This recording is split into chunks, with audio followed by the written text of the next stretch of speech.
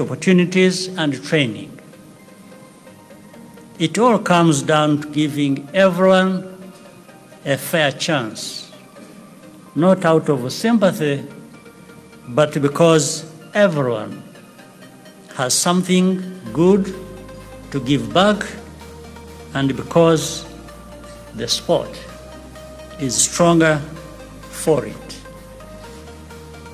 Today, we stand here because the leadership at UCI put their trust in our country and our people to provide you with the best possible experience.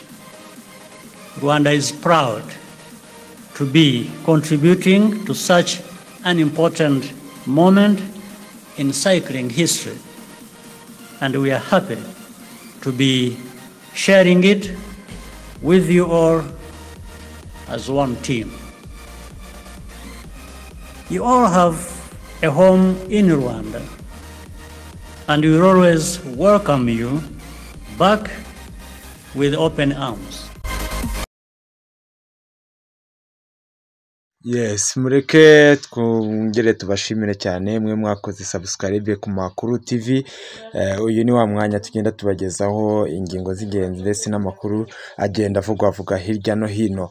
Ngira ngo murabyumvishe rero umukuru w'igihugu yatanze imidare ku bantu bitwaye neza mu magare. Ngira ngo mwabibonye ukuntu ijambo avuze mwaryumvishe. Mu byukuri byari ibyishimo ku bihugu bifite abantu bitwaye neza mu marushanwa y'amagare.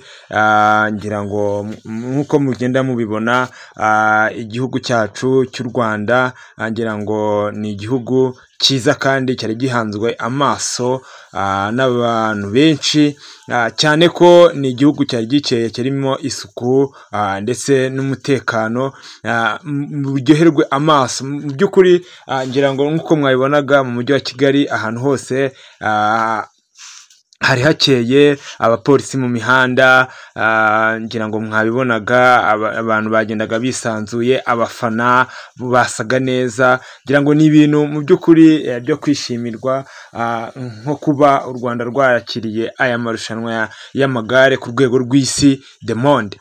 Ngira ngo ni ibintu cyane cyane nka Afurika, kugira ngo u Rwanda ari rwo ruba ku isonga rwo kwakira aya marushanwa ni ishema kuri buri muntu wese, ni ishema kuri buri munyarwanda.